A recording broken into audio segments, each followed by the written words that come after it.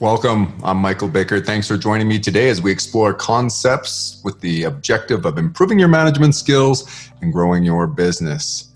At the beginning of every video, I like to remind you to pause that video with the space bar right now so that you can grab a pen and a notepad, because I want you to make a commitment to take away something actionable. Take down an action item. Write something down that you will implement in your business today. We want to always be trying to implement something to drive our businesses forward. Today, I want to reframe the sort of definition of business or how you look at your business. And what I want to postulate is that business is all about investing and leveraging your resources to get the maximum return.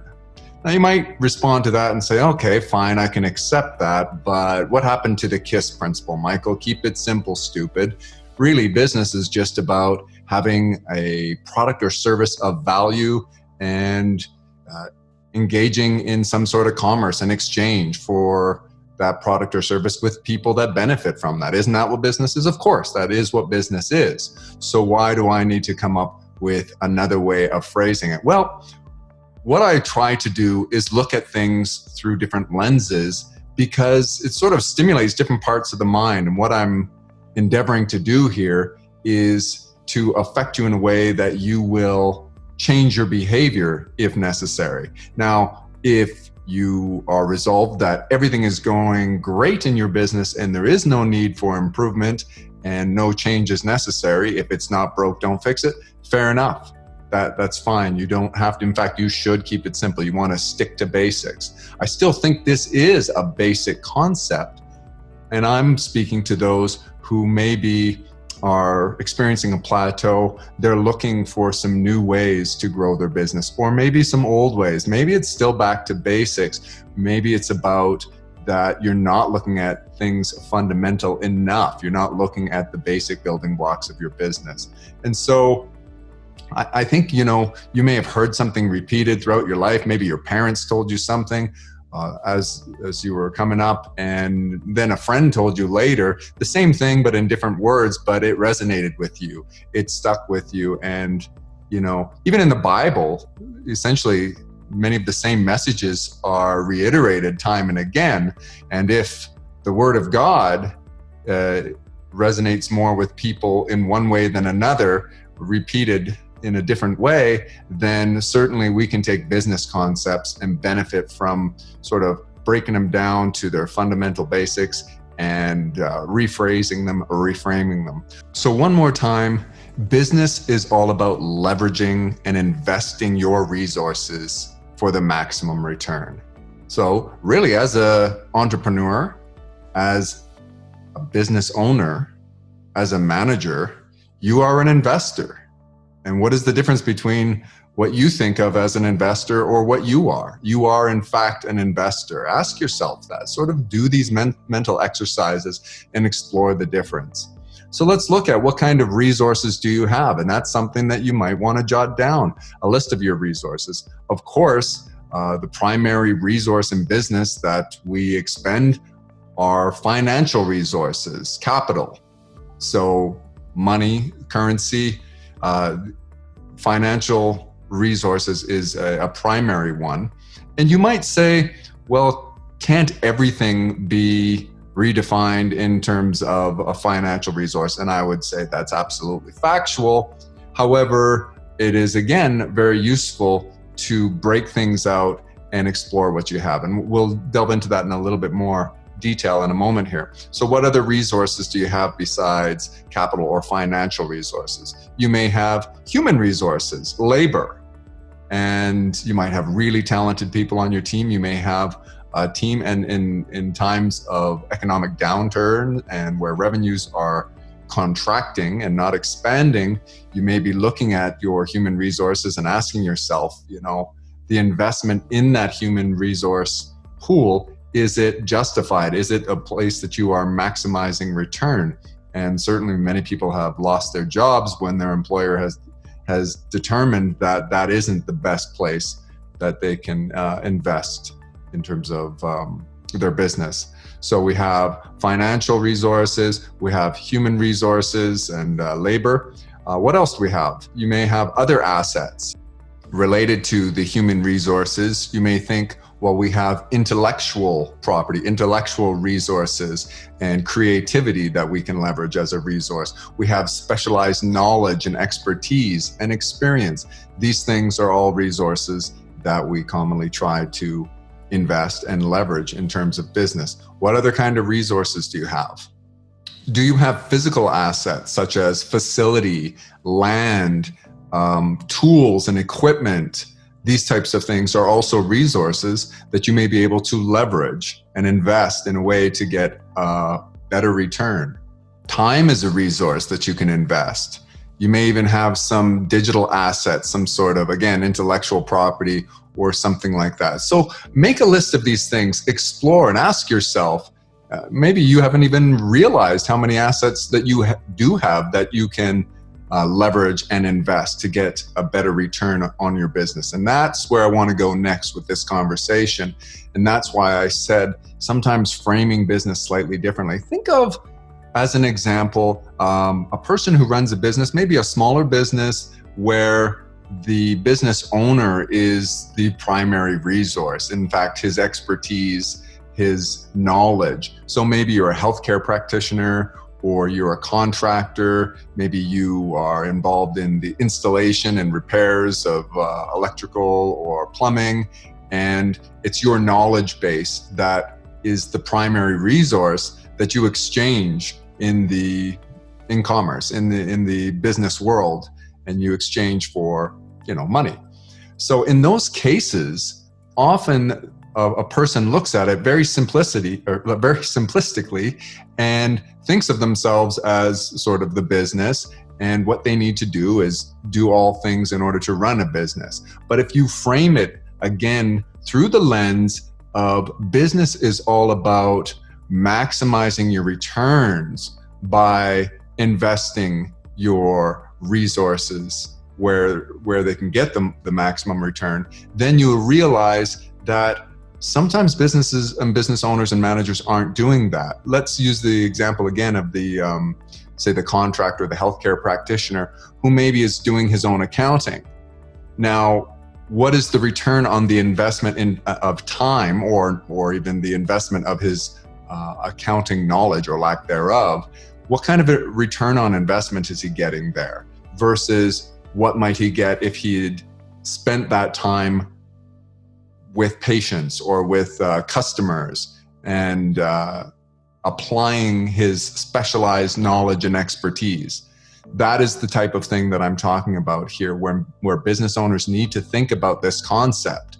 In that example, I think it's obvious to see that it may very well be the case that task, that function that is imperative to the business of accounting maybe should be outsourced to someone else, and then leverage the primary resource you have, which is your specialized knowledge and expertise, to get maximum returns from your customers, from your patients, and from the market in general. That is a great example of why you need to look at things. How are you leveraging and investing those resources that you have at your disposal?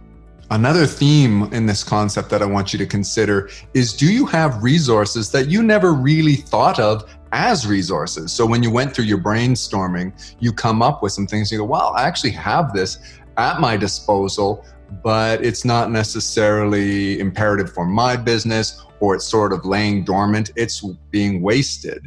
And how can you put those into motion? How can you put those into play and start leveraging those resources, investing those resources to maximize return? And waste is a great place to start. So again, you might think of your facility. Do you have a facility that's larger than you need? And maybe could you be renting out part of it?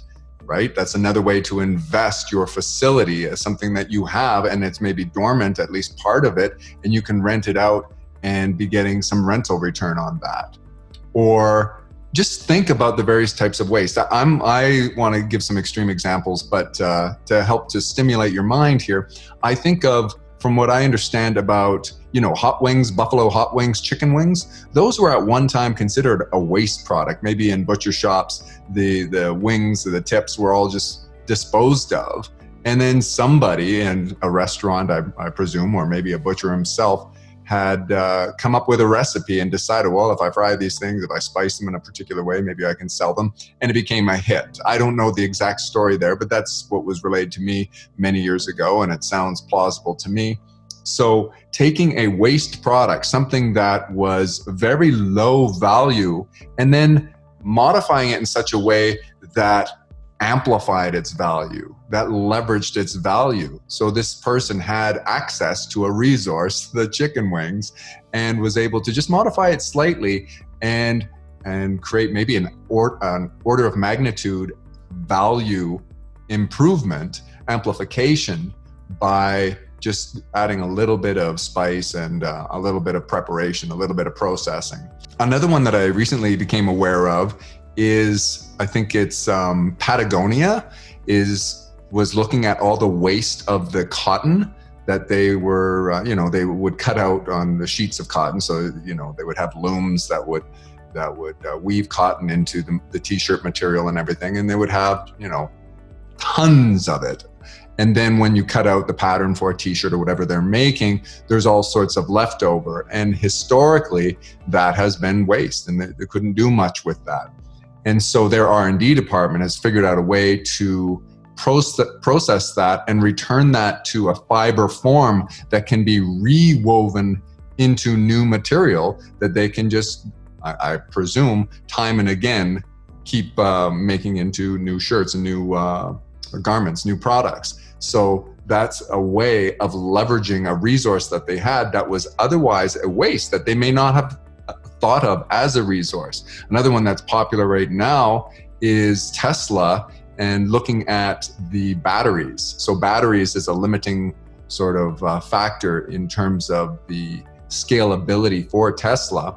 And they have to mine nickel and I think at this point anyway, some cobalt as well and other materials in order to make the batteries. But when they're able to recycle batteries, they can get raw materials recycled and repurposed, and then they don't have to go right back to raw materials, and it saves a lot of waste and therefore a lot of expense. And so I'm no expert in the battery world, but from what I understand, that's going to make a huge difference to their ability to scale and to grow. So once again, looking at the various things that you have accessible to you and defining them as resources. Is this valuable to anyone, or can you find a way of creating value for something that you have access to, some sort of resource, some sort of material that other people have not found value in, and that you can maybe process, you can modify just slightly,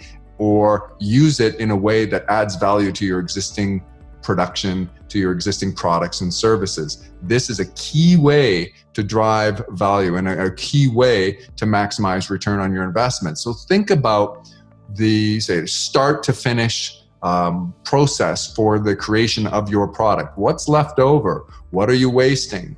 These are actually still resources. So again, when you go back, think about, do you have facility? Is there something intellectually? Do you have specialized knowledge that is going to waste, that somebody out there would value and be willing to exchange for in some way? And maybe, there's a quid pro quo situation there. You can enter into partnerships and business relationships that you don't have to sell per se some of these resources, but instead you can actually trade for them, barter for them.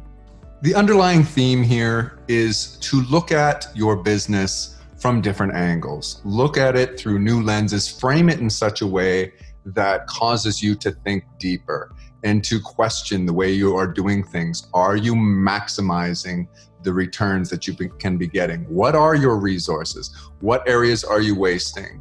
Or what sort of resources are you wasting? In what areas of your business are you wasting resources? Are there things lying dormant? And we talk about the 8th form of Muda. Is there human capital that can be, you don't necessarily have it in their job description, but they can be doing something that adds value. And there's this sort of age-old accounting debate of whether labor is an asset or an expense, and that really depends the degree to which they are creating something of value, the degree to which they are engaged and productive. Are they producing something that can be exchanged for value? And so ask yourself, when you're considering your resources of your people, your human resources, the other people, are they engaged in doing those things which will create the most value for your business? If not, don't just keep doing things the way you've always done them. Think of what could they do differently.